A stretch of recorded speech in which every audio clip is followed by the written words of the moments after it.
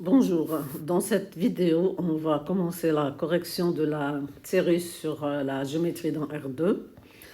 Avant de démarrer donc la correction des exercices, je vais juste rappeler des notions que vous avez vues déjà au collège et au lycée,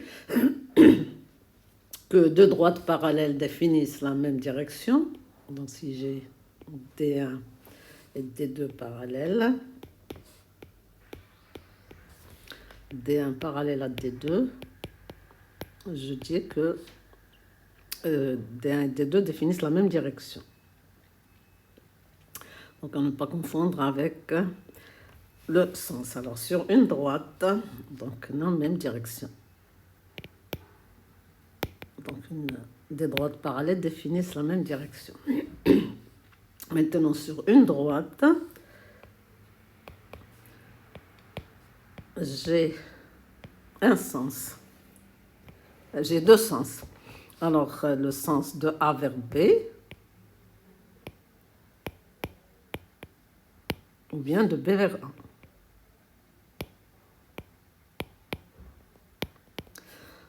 Donc, et après, je dirais que deux vecteurs sont égaux. Donc, deux vecteurs A, B et C, D sont égaux. Donc, je définis ce qu'est un vecteur A, B, C, D sont égaux. Si et seulement si A, B et C, D ont la même direction, ils ont la même direction, si et seulement si ils ont la même direction.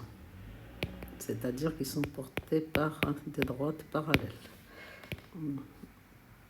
Même sens et même longueur. Donc, un vecteur, il est défini par sa direction, son sens et sa longueur. Donc, quand j'écris A, B, flèche, ça fait vecteur AB, ça veut dire c'est un déplacement, si vous voulez, ça schématise un déplacement de A vers B. Alors, qu'est-ce qu'on appelle des vecteurs collinaires? Donc, des vecteurs collinaires, alors je dirais que AB est collinaire à CD, collinaire à CD, je parle du vecteur AB et CD, si et seulement si, alors si et seulement si AB et CD ont la même direction.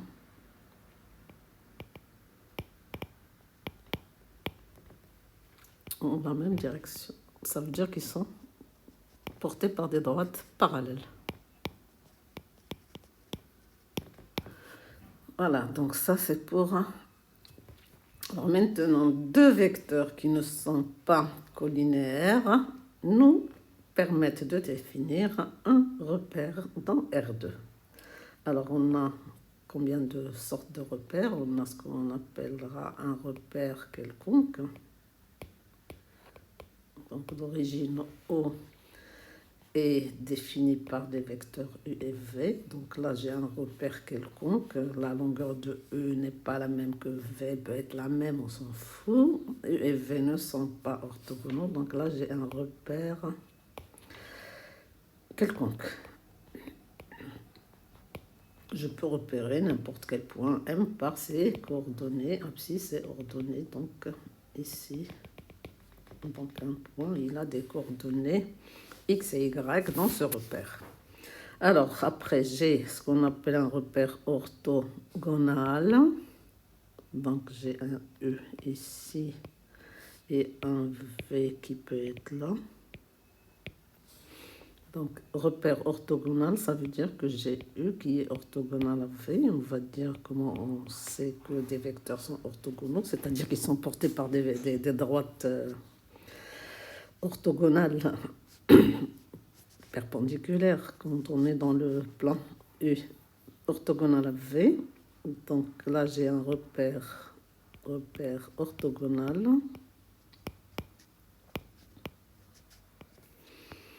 Et enfin, j'ai un repère orthonormal ou orthonormé. Donc j'ai E ici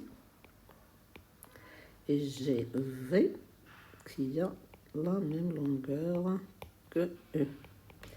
Donc ici j'ai ce qu'on appelle un repère orthonormal ou orthonormé, donc orthogonal. Et de même longueur. La longueur, c'est la norme du vecteur. Donc là, ça me donne un repère orthonormal ou orthonormé, donc selon les...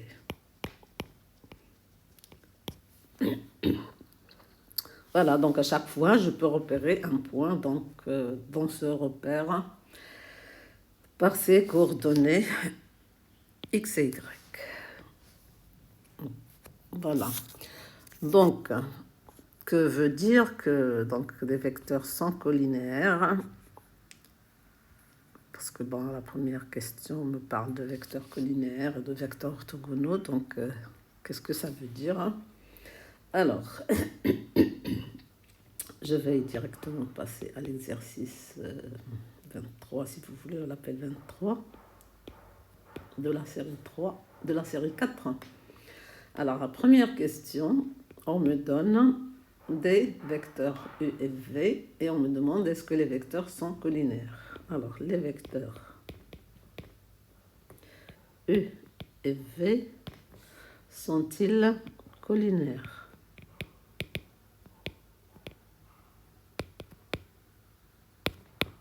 Alors, en première question, on me donne E de coordonnées 2, moins 3 et V de coordonnées moins 1, 3 demi. Et en petit b, on me donne E. On peut mettre la flèche ou ne pas la mettre, hein, peu importe. 1 demi, 2 tiers et V, 3 quarts, 4 cinquièmes. Alors, comment on sait maintenant si U et V sont collinaires? Alors, je vais dire, je réponds déjà à la première question, après on verra la deuxième. Donc, premièrement, petit a. U et V sont collinaires. Ça, c'est ce qu'il faut savoir. Ça veut dire qu'il existe un lambda dans R tel que U égale lambda V.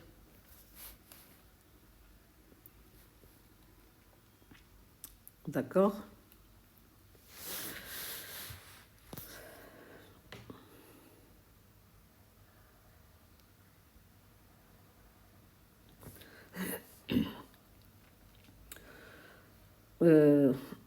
Et on peut aussi le définir par la propriété sur le déterminant. Donc le déterminant de U et V est égal à 0. Je vais rappeler ce que c'est que le déterminant.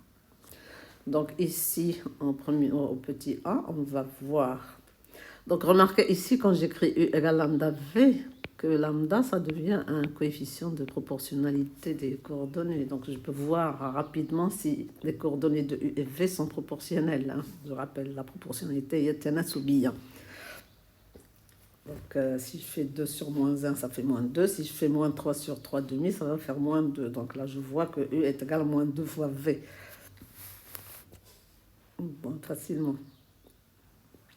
Bon, si je ne le vois pas, je vais tout simplement chercher mon lambda, donc tel que U égale lambda V. Donc j'écris U égale lambda V équivaut à, vous savez comment se fait la multiplication d'un vecteur par un nombre. Ça veut dire qu'on multiplie chacune des coordonnées par lambda. Donc, ça veut dire maintenant U égale lambda V que la première coordonnée de U est égale à la première de lambda V, c'est-à-dire 2 égale moins lambda. Et la deuxième, c'est que moins 3 est égal à 3 demi de lambda. Et donc là, ça donne, pour les deux, ça donne lambda égale moins 2. Donc U égale moins 2V. On aurait pu le remarquer et le dire directement. Je peux dire, je remarque U égale moins 2V, donc U et V sont collinaires. Sans poser ces histoires-là. Donc U et V sont collinaires.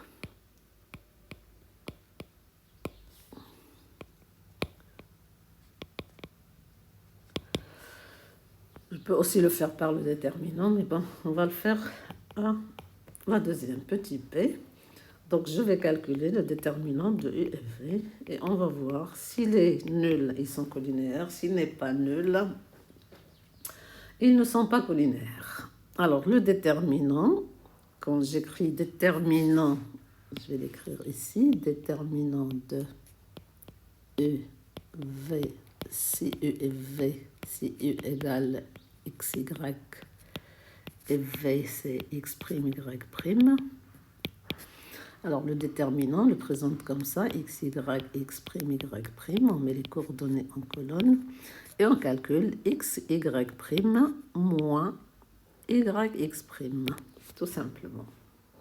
Donc je vais mettre les coordonnées de U, c'est 1/2, 2/3, 3/4, 4/5, et je calcule. Donc dans ce sens le produit je mets plus et dans ce sens le produit je mets moins. Ça c'est pour des déterminants de 2. On est dans R2, on verra dans R3 ce qui se passe.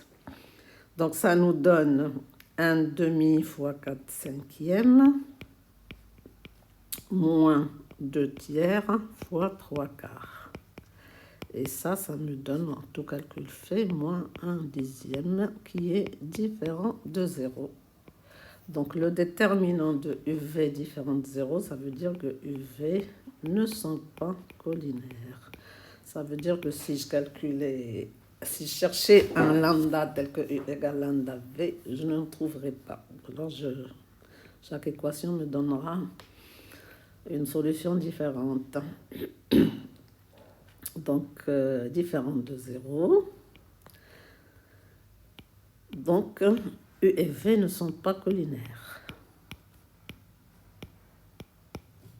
Ne sont pas collinaires. Voilà. Ça c'est pour la première question. Alors la deuxième question, on me dit les bases suivantes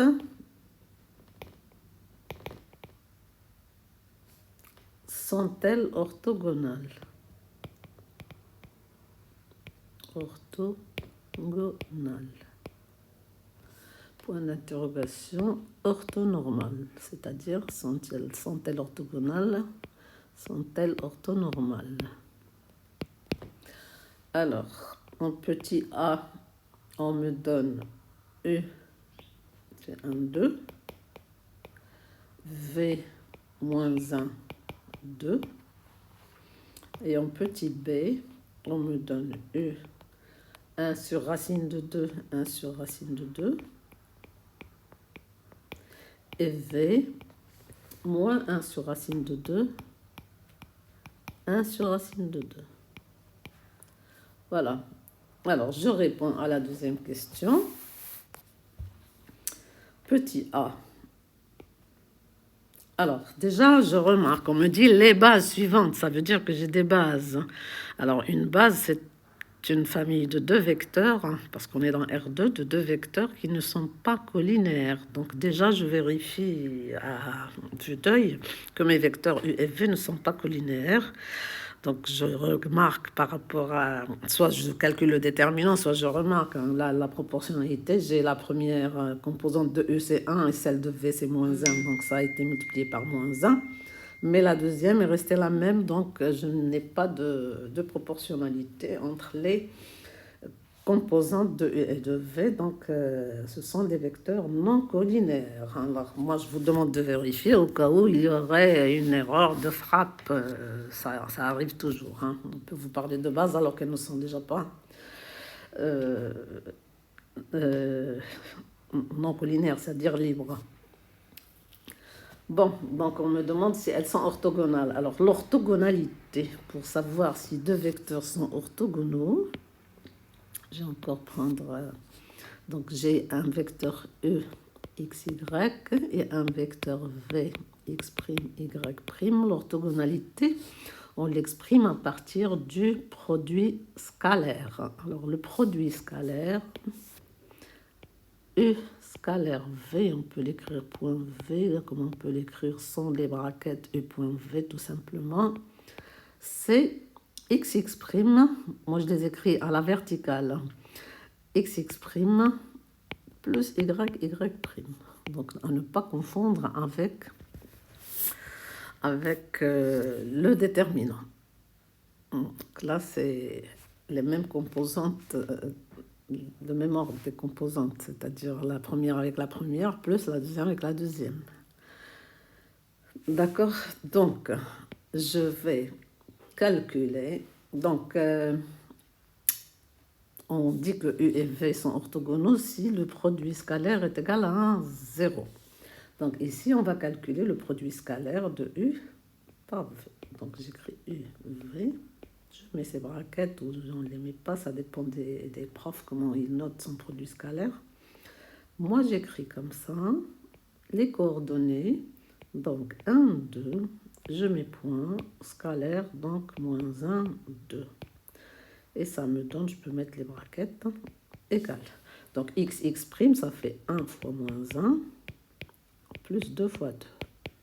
Et ça me donne 3, qui est différent de 0. Donc E scalaire V est différent de 0. Donc U et V ne sont pas orthogonaux. Ça veut dire que la base n'est pas orthogonale. Donc la base UV n'est pas orthogonale.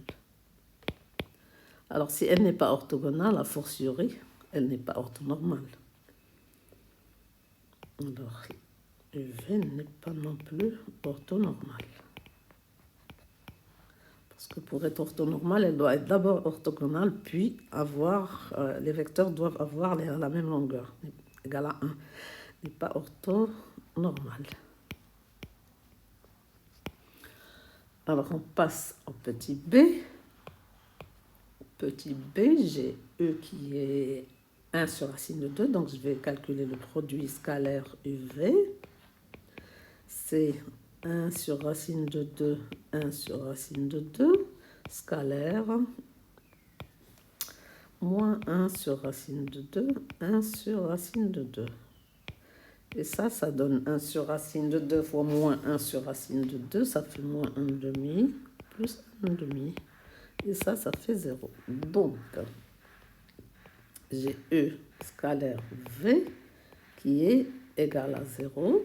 Ça entraîne que la base UV est orthogonale.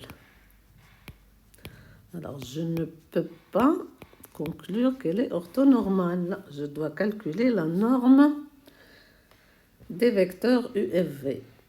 Alors, norme de U, la définition de la norme d'un vecteur. C'est racine carrée de A carré plus B carré si le vecteur s'écrit AI plus BJ. Donc ici, c'est 1 sur racine de 2 au carré plus 1 sur racine de 2 au carré. Et ça, c'est égal à 1 demi plus 1 demi, ça fait 1. Et donc, ça nous donne 1. Et de même,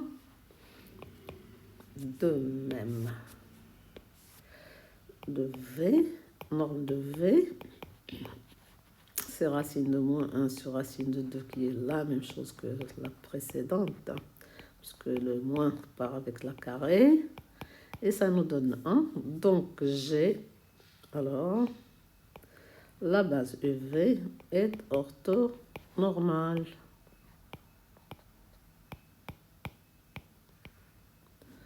Est orthonormale. Voilà.